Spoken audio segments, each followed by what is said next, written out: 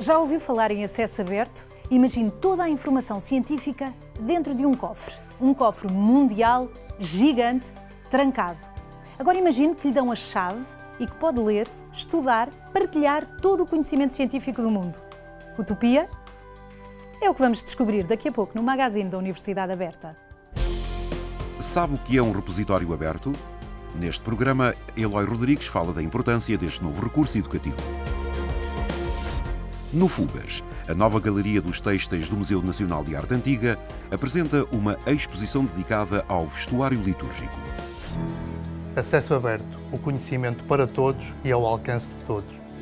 Ciência aberta, a ciência feita de modo certo e com um olhar para o futuro. Repositórios científicos de acesso aberto de Portugal, 500 mil documentos feitos por portugueses disponíveis para o mundo. O repositório aberto é o repositório da Universidade Aberta. Foi construído para armazenar, preservar, divulgar e dar acesso à produção intelectual da Universidade Aberta em formato digital. É apenas um dos repositórios abertos em todo o mundo. Eloy Rodrigues é presidente da Confederação Mundial de Repositórios de Acesso Aberto, o organismo internacional que coordena os arquivos científicos. Muito obrigada, Eloy Rodrigues, por estar aqui connosco no magazine da Universidade Aberta. O que é o acesso aberto? É a chave do cofre? É uma espécie de chave do cofre. Quando falamos de acesso aberto, falamos da possibilidade de toda a publicação científica, todo o conhecimento que é produzido e publicado, nomeadamente em artigos de revistas científicas, em conferências científicas, nas teses de mestrado e de doutoramento, ficar livremente disponível e acessível para que outros investigadores possam consultar, conhecer e construir novo conhecimento, ou para que a sociedade em geral também possa aceder a esse conhecimento que muitas vezes é, aliás, pago com o dinheiro dos nossos impostos, porque a maior parte da investigação científica e académica resulta de financiamento público e, portanto, acesso aberto é exatamente também devolver à sociedade aquilo que a sociedade está a financiar. Como é uma plataforma online, à partida, qualquer pessoa, como dizia, não só os investigadores, podem aceder a essa plataforma. Como é que podem fazer? O que é que têm de fazer? A maior parte das pessoas, digamos, muitas vezes poderão utilizar conteúdos que estão em repositórios sem os conhecer esses repositórios inicialmente. Hoje, o tráfego dos repositórios, a maior parte vem de motores de busca como o Google. Ou seja, quando eu estou interessado, por exemplo, tenho a fazer um trabalho académico e faço uma pesquisa no Google. Vão lá parar sem querer. E vão lá parar sem querer. Ou outro caso, ou eu tenho um familiar que tem um problema de saúde e quero saber mais sobre esse problema.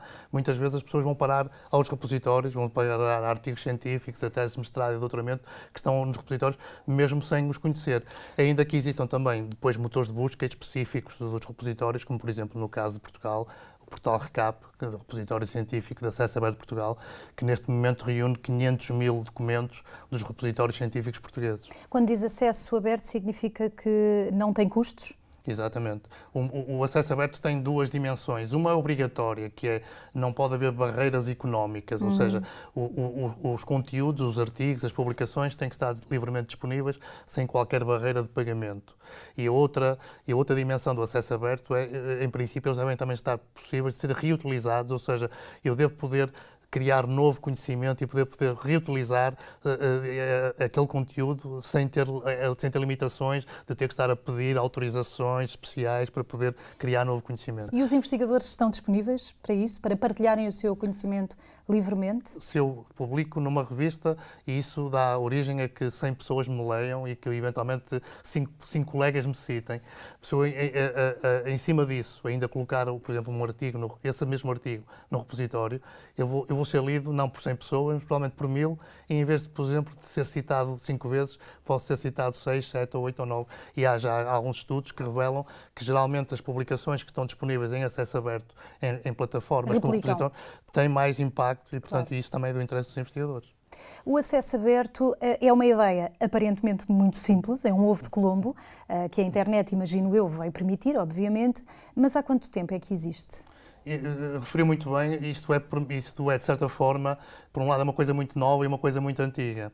É uma coisa muito nova porque só depois do aparecimento da internet é que se criaram as condições tecnológicas para fazer isto e, portanto, o acesso aberto, tal como o conhecemos hoje, foi definido pela primeira vez em 2002, portanto, há 16 anos. e o movimento, mesmo o conceito, o termo Open Access, que é como ele se designa internacionalmente, é um conceito de 2002. Mas, de certa forma, ele vem retomar aquilo que é a tradição da investigação científica e académica, porque o conhecimento é sempre produzido a partir de conhecimento anterior. O Newton utiliza uma expressão que era, aliás, do século XII, do João... Gigantes. Eu vejo mais longe porque sou um anão em cima dos ombros dos gigantes. Todo o trabalho é possível pelo conhecimento adquirido. Exatamente. Eu consigo ter mais conhecimento e produzir novo conhecimento a partir do conhecimento anterior. E dessa forma, de certa forma, isto é uma ideia normal na ciência. O conhecimento é cumulativo e é produzido com base no conhecimento anterior. Mas quando as revistas eram em papel, e se publicavam apenas em papel, de facto isso não era fácil. Hoje, com a internet e com a possibilidade de publicar digitalmente, nós temos essa possibilidade, de facto, de, através das plataformas como os repositórios, eu poder disponibilizar o meu conhecimento produzido aqui em Portugal para qualquer pessoa do mundo. Aliás, os repositórios hoje, nomeadamente os portugueses, têm uma percentagem muito grande das suas visitas e das suas utilizações de outros países, desde logo dos países de expressão portuguesa. Quantos países é que estão envolvidos no repositório, aliás, no acesso aberto? Nos acesso aberto, digamos, basicamente quase todos os países do mundo têm estruturas de acesso aberto, repositórios de acesso aberto. Neste momento existem mais de 3.700 repositórios. 3.700? Em cento e muitos países, eu nem lhe posso dizer exatamente o número em concreto, mas basicamente todos os países que têm produção científica, que têm investigação científica, têm repositórios. E estão associados a que tipo de instituições? Universidades, à partida, imagino? Sim, apenas? Sobretudo universidades ou laboratórios de investigação, portanto, centros que produzem investigação. Há dois tipos de repositórios. Os mais comuns são esses que são repositórios que estão associados a entidades que fazem investigação, desde logo a universidades, mas há também aquilo que nós chamamos repositórios temáticos ou repositórios disciplinares, que são repositórios que são geridos por comunidades de uma determinada área científica. Por exemplo, o primeiro repositório de todos é um repositório chamado Archive, que é um repositório criado nos Estados Unidos em 1991, na área da física. Os físicos sempre foram muito avançados nesta questão. E há um repositório também muito bom, é o PubMed, por exemplo, na área das ciências da saúde, e há outros repositórios temáticos, mas a maior parte dos repositórios são repositórios institucionais, ou seja, estão ligados a instituições que produzem investigação. E deve haver interesse, imagino eu, dos investidores nas investigações, de verem também os resultados dessas investigações, desses investimentos publicados. Exatamente. Cada vez mais hoje, digamos, quase todos os grandes financiadores de ciência, e até a nossa própria FCT, têm políticas que requerem que as pessoas que recebem financiamento para a investigação coloquem ou disponibilizem os seus resultados em acesso aberto. Isso é um requisito hoje quase universal para aquilo que são para as publicações, e começa a emergir uma outra área que é muito importante, que é também o requisito de partilhar em acesso aberto, sempre que possível, os dados científicos, os dados de investigação. Não eram partilhados. Que não eram partilhados e que, em alguns casos, continuam a existir boas razões para não serem. Por exemplo, dados que têm informação pessoal, por exemplo, dados pessoais. Há algumas investigações... Proteção de dados. Que é preciso proteger, dados que têm a ver, por exemplo, com segurança, com questões de segurança. Mas há um princípio que foi formulado até pela Comissão Europeia há um par de anos, que eu acho que é uma excelente formulação para os dados, que é tão aberto quanto possível, tão fechado quanto necessário. E no caso das publicações científicas, como os artigos, as teses, não existe nenhuma boa razão para que aquilo que já é público, mais uma vez estamos a falar de publicações, sim, não esteja em acesso aberto. Sim, porque há alturas de embargo também. Exatamente. Eventualmente haverá o embargo a algumas publicações.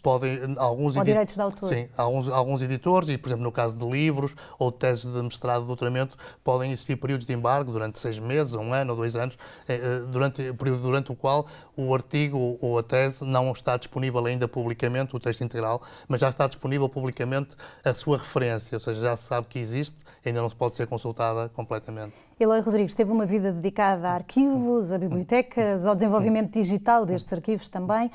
Tendo em conta o desenvolvimento da inteligência artificial, há alguma possibilidade de, num futuro próximo, estamos a falar de ficção científica, é o futuro no presente já, de eventualmente os investigadores estarem a fazer pesquisas e a receberem dados fornecidos pela inteligência artificial, obviamente, de pesquisa nas mesmas áreas de outros investigadores noutro mundo e haver investigação em tempo real cruzada? Sim, e isso é exatamente o futuro que queremos construir, e é o futuro que o acesso aberto vai permitir. Pode permitir. Que vai permitir, aliás, para esse futuro, que tecnologicamente já não é muito ficção científica, digamos, não estamos lá ainda, mas não estamos muito longe. Basicamente, o que requeremos aqui é que os diferentes tipos de objetos e entidades, e aqui quando eu falo em objetos e entidades estou a falar de publicações, de dados, de pessoas, tenham identificadores persistentes e únicos, tenham tipo um bilhete de identidade que eu possa referenciar e linkar e ligar as coisas de uma forma inequívoca. E se fizermos isso, as nossas máquinas, o nosso poder computacional tem grande capacidade exatamente para, por exemplo, nos fazer recomendações. Se eu estou interessado ou se eu estou a ler o artigo X, eu estou interessado em conhecer o artigo Y. Se eu estou a recolher os dados Z, posso estar interessado no outro investigador que recolheu outros dados. Quando diz isso, também me recorda aqui uma questão, e a questão do rigor. Esses artigos são colocados livremente neste acesso aberto, mas são revistos? É permitida a anotação de artigos? Sim, essa é outra área. O acesso aberto, digamos, não dispensa a revisão por pares, a crítica, a avaliação, que isso é o modo normal de funcionamento da ciência. Não há boa ciência sem escrutínio, sem crítica, sem avaliação, sem revisão. O que podemos fazer também é a revisão, cada vez agora hoje se fala mais, de revisão por pares aberta. Ou seja, hoje a revisão por pares muitas vezes é feita de forma fechada, ou seja, eu envio um artigo, o artigo é avaliado por pessoas que eu não conheço e as pessoas que estão a avaliar o meu artigo muitas vezes não sabem que sou eu o autor. E hoje o que estamos a propor também é que isso seja feito de uma forma aberta e transparente, ou seja, que quem está a avaliar saiba quem eu sou e o que eu saiba quem são os avaliadores e que isso, digamos, a origem, porque no fundo... Exatamente, e que tudo isso faça parte de um diálogo que é um diálogo transparente e claro. Entre investigadores de todo o mundo. E que pode até exatamente promover maior rigor. Só voltando um segundo atrás à questão da inteligência artificial, portanto, o que nós precisamos, portanto, a tecnologia em boa medida já existe, o que ainda nos falta é ter o conjunto da literatura científica em acesso aberto. Hoje calcula-se que apenas cerca de metade, não há cálculos completamente seguros. Mas daqui a quantos anos? O objetivo da Europa, por exemplo, é em 2020 termos todas as publicações de 2020 em acesso aberto. Não sei se chegaremos lá, mas em 2020, mas chegaremos lá certamente. O método ser padrão, não ser uma exceção. Vai ser. Hoje já é quase padrão. Hoje temos provavelmente mais de metade da produção científica já disponível em acesso aberto. Eloy Rodrigues, muito obrigada pela sua presença no magazine da Universidade Aberta. Aberta. Muito obrigado. Já a seguir, não perca o Fugas, vamos à nova galeria de têxteis do Museu Nacional de Arte Antiga.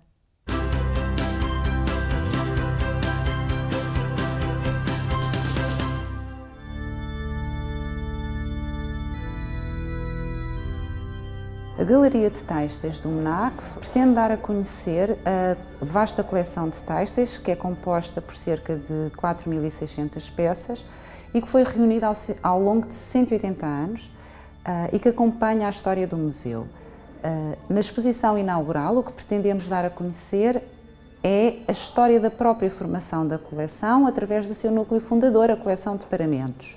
A coleção de têxteis do Museu da Arte Antiga é reunida inicialmente fruto da extinção das ordens religiosas e mais tarde da lei da separação do Estado e das igrejas e, portanto, é essencialmente um conjunto de paramentos litúrgicos que foram aqui reunidos.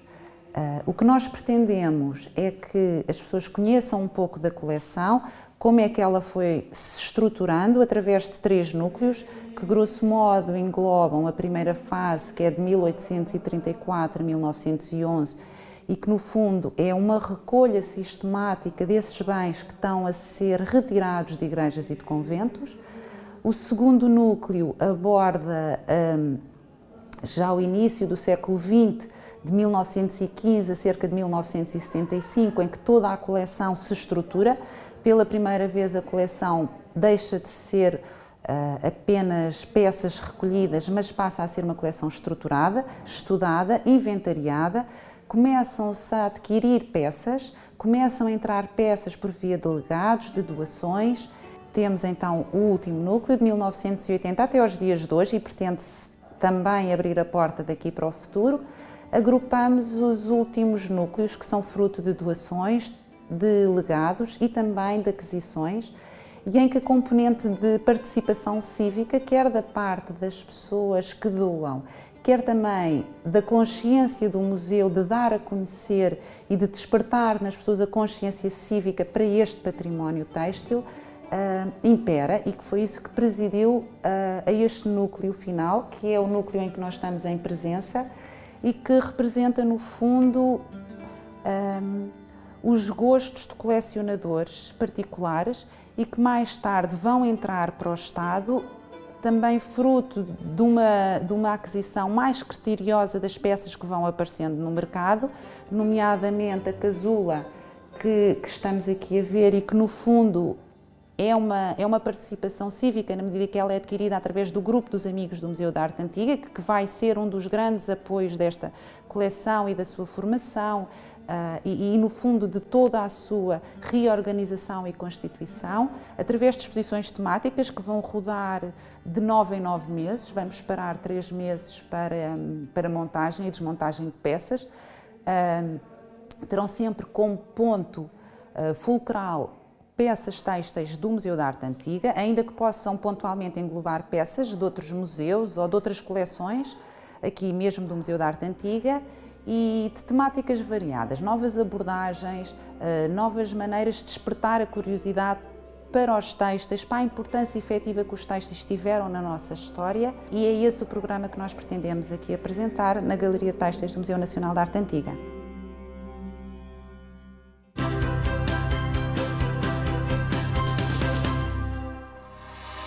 A exposição Padre Manuel Antunes, Pedagogo da Democracia, 1918-1985, esteve patente ao público no átrio do Palácio Ceia. Organizada como mostra itinerante, a exposição apresentou 12 painéis sobre a vida e a obra do professor jesuíta da Faculdade de Letras de Lisboa. A mostra insere-se nas comemorações do centenário do nascimento do Padre Manuel Antunes. No âmbito das comemorações dos 30 anos da Universidade Aberta e do 10º aniversário do Repositório Aberto, realizou-se o segundo encontro sobre projetos de investigação. O encontro teve como tema Investigação e Ciência na Universidade Aberta, da visão à ação. Contou com diversos participantes que falaram sobre publicações científicas, sobre projetos e oportunidades de investigação. O evento esteve associado à Semana Internacional do Acesso Aberto e incluiu a apresentação do e-book Acesso Aberto, da visão à ação. Aula Aberta é uma plataforma que disponibiliza um conjunto de temas e recursos de aprendizagem. A frequência destes cursos é livre e os participantes podem também obter um certificado mediante certas condições. O curso Migrações Forçadas e Refugiados, Perspectivas Teóricas e Aplicadas das Ciências Sociais é uma nova oferta educativa no contexto da Aula Aberta.